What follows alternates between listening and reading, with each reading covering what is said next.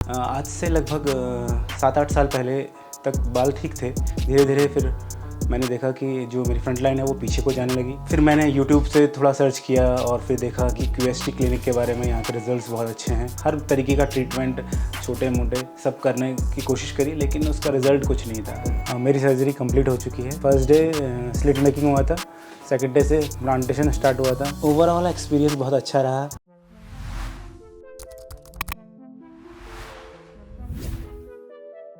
Good afternoon, मेरा नाम विनोद कुमार है। मेरी एज 38 ईयर्स है और मैं पिथौरागढ़ डिस्ट्रिक्ट से बिलोंग करता हूँ, उत्तराखंड में। आज मैं फर्स्ट PRP सेशन के लिए आया हूँ और काफ़ी एक्साइटेड था कि PRP में क्या होगा, कैसे होगा। तो एक्सपीरियंस आज ले लिया है, कोई पेन नहीं है, बहुत अच्छे रिजल्ट्स आते हैं बताते हैं PRP से। आपको मैं एक बात बताना चाहूँगा कि ट्रांसप्लांट से पहले मैं काफ़ी टेंशन था सर, मुझे लगता था कि क्या होगा, कैसे होगा। तो एक्चुअली क्या है कि आज से लगभग 10 साल पहले 2014-15 में मेरे जो बाल थे वो पतले होने लग गए थे। तो मुझे काफ़ी लोगों ने सजेस्ट किया कि कुछ इश्यूज़ हैं, आपके बाल दिन पर दिन पतले हो रहे हैं। उससे पहले तो बहुत अच्छे बाल थे मेरे। कॉलेज टाइम पे मैं पीछे लंबे बाल रखता था, पोनी बनाता था, लेकिन समय के साथ वो धीरे धीरे थिकनेस बालों की कम होती गई और स्थिति ऐसी आई 2020 तक आते आते मेरे बालों की कंडीशन बहुत ख़राब हो चुकी थी। तो उस समय YouTube के माध्यम से मुझे पता लगा कि QST एक क्लिनिक है, यहाँ बहुत अच्छा ट्रीटमेंट मिलता है, हेयर ट्रीटमेंट मिलता है। उससे पहले भी मैं काफ़ी चीज़ें कर चुका था। एक प्रकार से ऑयलिंग, अलग अलग प्रकार के ऑयल लगाना और अलग अलग प्रकार के चीज़ों को, जो हमारे शैम्पू हैं उनको यूज़ करना। तो उनसे कुछ बेनिफिट नहीं मिला, waste of time and money था। तो लेट ऑन मैंने 2023 में डिसीजन लिया कि मैं एक बार क्लिनिक को विज़िट करूं और वहां से डॉक्टर से कंसल्ट करूं। तो आफ्टर कंसल्टेशन डॉक्टर ने मुझे सजेस्ट किया कि आपके पास कोई दूसरा रास्ता नहीं है, you have to go with hair transplant. तो फाइनली मैंने डिसाइड किया कि मैं उस समय ट्रांसप्लांट 2023 में I was not ready, but 2024 में मैंने इसका डिसीजन लिया और 1 फ़रवरी को मैं क्लिनिक आया। तो डॉक्टर साहब ने मुझे बताया कि आपके 5500 ग्राफ्ट्स इम्प्लांट होंगे। आपकी जो सर्जरी है वो थोड़ी सी लंबी रहेगी, 2 दिन अप्रॉक्स रहेगी। तो फर्स्ट ऑफ फ़रवरी को 2024 को मेरा स्लिट मेकिंग हुआ था। तो कम से कम 4 या 5 घंटे लगे थे मेरे स्लिट्स बनने में और दैट वाज ऑसम। एंड जो डर था कि पेन होगा, क्या होगा, डॉक्टर्स ने पहले ही मुझे बता दिया था कि पेन बहुत माइन्यूट पेन होता है और एज़ पर देयर गाइडलाइंस जो डॉक्टर्स ने मेरा प्रोसीजर किया, मुझे पूरे throughout the whole procedure मुझे कहीं पर ऐसा लगा नहीं कि हाँ पेन हो रहा है या मुझे कहीं पर टेंशन हो रही है।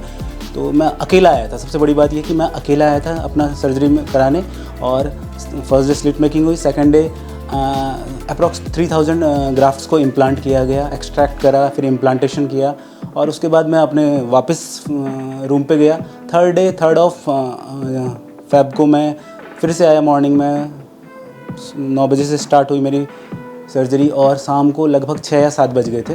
तो पूरी 3 दिन की लंबा प्रोसीजर था और पेनलेस प्रोसीजर था। बहुत मज़ा आया, बहुत टाइम टू टाइम मुझे रिफ़्रेशमेंट मिल रहा था। अगर आपको टॉयलेट जाना है तो डॉक्टर साहब वहाँ मुझे इस चीज़ के लिए, जो स्टाफ था वो पूरा हेल्प कर रहा था। कहीं पर भी ऐसा लगा नहीं कि मैं कहीं बाहर हूँ और नए शहर में जाकर मैं अपना प्रोसीजर करा रहा हूँ या ऐसा कुछ है। तो ऐसा फील लाइक अ फैमिली। और यहाँ का स्टाफ बहुत सपोर्टिव। कहीं पर भी अगर आपको प्रॉब्लम हो रही है ड्यूरिंग प्रोसीजर, मैं बता रहा था कि सर मुझे कहीं पर पेन हो रहा है, तो वो मुझे लोकल एनेस्थीसिया भी दे रहे थे। तो बहुत अच्छा प्रोसीजर रहा। तो टोटल 5500 ग्राफ्ट्स मेरे डोनर एरिया से लिए गए थे, कुछ मेरे बियर्ड पार्ट से लिए गए थे। तो फर्स्ट डे तो जब स्लिट मेकिंग हुई तो उस समय तो उतना मुझे लग नहीं रहा था कि कुछ दिक्कत है। सेकंड डे जब सब ग्राफ्ट को एक्सट्रैक्ट किया, इम्प्लांट किया, तो फर्स्ट डे से ही डॉक्टर ने मुझे बता दिया था कि आपने क्या क्या करना है और क्या डूज़ एंड डोंट्स बता दिए गए थे। तो उसके अकॉर्डिंग मैंने सारा अपना काम किया। तो जितना मेरा जो डोनर एरिया है, पीछे बैक साइड डोनर एरिया और मेरे इस वाले एरिया में इम्प्लांट किए गए थे और 5500 ग्राफ्ट्स। जैसे ही मेरी सर्जरी कंप्लीट हुई, शाम को मैं यहाँ से अपने रूम पे वापस चले गया था। उस दिन तो मुझे बता दिया था डॉक्टर साहब ने जो भी मुझे करना था, जिस तरह से सोना है, बैठना है, किस तरीके से। तो उस समय मेडिसिन्स ली हुई थी तो पता भी नहीं लग रहा था पेन है करके। लेकिन जब मैं नेक्स्ट डे मॉर्निंग में उठा तो हल्का सा मुझे पेन था। तो जो मेरे बैंडेज लगी हुई थी उसको आफ्टर 24 आवर ऑफ सर्जरी मुझे उसको बोला था कि आप रिमूव कर लेना, तो मैंने उसको रिमूव किया और जो मेडिसिन दी थी वो अप्लाई करी। तो जो मेरा बियर्ड वाला डोनर एरिया था वो मुझे ऐसा लगता है विदिन 2 डेज़ ही पूरा हील हो चुका था। सेम डे मैंने इसकी पट्टी हटा दी थी, तो विदिन 2 डेज़ मेरा ये पूरा हील हो चुका था और कहीं पर भी ऐसा पेन नहीं था बियर्ड एरिया में। हाँ, थोड़ा सा मुझे लग रहा था सर पे थोड़ा सा पेन सा हल्का हल्का सा फील हो रहा था, लेकिन जो मेडिसिन लेके बिल्कुल ठीक हो जा रहा था। कंटिन्यूसली जैसे ही नेक्स्ट डे ऑफ सर्जरी यहाँ से जो QST की हेल्पलाइन टीम है वो कंटिन्यूसली फॉलोअप ले रही थी, मुझे कॉल कर रही थी, मुझे व्हाट्सएप मैसेज कर रहे थे।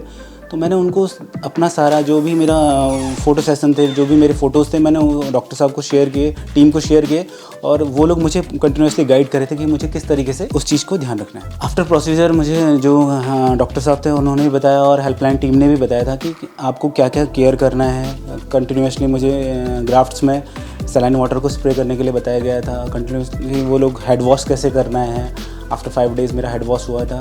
मोस्ट ऑफ दी जो हमारे पेशेंट्स होते हैं उनको शेडिंग फेस से थोड़ा सा वो डरते हैं, तो डॉक्टर साहब ने मुझे बता दिया था कि 3rd week of after surgery और से लेकर 3 मंथ्स तक मेरा शेडिंग फेस चलेगा और डेफिनेटली उस समय कुछ ना कुछ हमारे बाल शेड होंगे और after 3 months they will regrow. तो इस प्रकार से पूरा का पूरा इस चीज़ से टेंशन नहीं लेना है कि शेडिंग फेस आ गया तो आप क्या हो गया, फेल हो गया। मोस्ट ऑफ द पीपल क्या कहते हैं, लोग कहते हैं कि आपका जो सर्जरी है वो फेल हो गई, तो उससे डरना नहीं है। आप लोगों के लिए वो बेनिफिट रहेगा कि शेड हो रहे हैं तो after 3 months they will grow.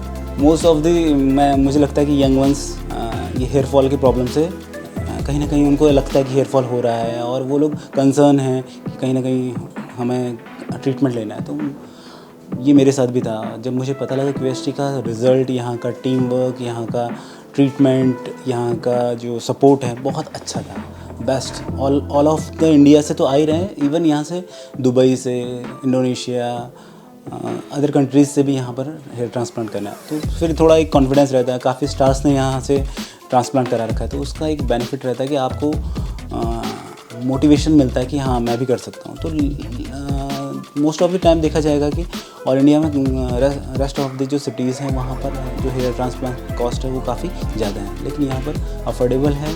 आप यहाँ पर आइए, अपना हेयर ट्रांसप्लांट करिए। आज के समय में मुझे ऐसा लगता है कि अगर कोई गंजा है तो वो अपनी मर्ज़ी से, अगर वो अफोर्ड कर सकता है, इतने कम और इतने अच्छी ट्रीटमेंट मिल रहा है आपको, तो आप अपने पर्सनैलिटी में 4 चांद लगा सकते हैं। आप चेंज कर सकते हैं अपनी पर्सनैलिटी। एक्चुअली होता है क्या, जब हमारे हेयर फॉल होता है तो उससे हमारा कॉन्फिडेंस लूज़ होता है और मोस्ट ऑफ द टाइम हम लोग कहीं पर भी जाने से अवॉइड करते हैं, लोगों से मिलना अवॉइड करते हैं, कैमरे को फेस करना अवॉइड करते हैं। ये सबके साथ होता है, मेरे साथ भी था। तो लेकिन जब से मुझे लगा कि मेरे अंदर ये पॉजिटिवनेस है कि हाँ डेफिनेटली मैंने ट्रीटमेंट लिया है, तो ये डेफिनेटली मुझे कहीं ना कहीं बेनिफिट्स करेगा और आने वाले समय में जो मेरा ओल्ड लुक था मुझे वापस मिलेगा। एक न्यू लुक के साथ मैं फिर से आऊँगा। तो thank you so much QST team को, डॉक्टर्स को, पूरी टीम को, स्टाफ को। मिलते हैं हम अपने नेक्स्ट सेशन में, नेक्स्ट PRP सेशन में। Thank you so much.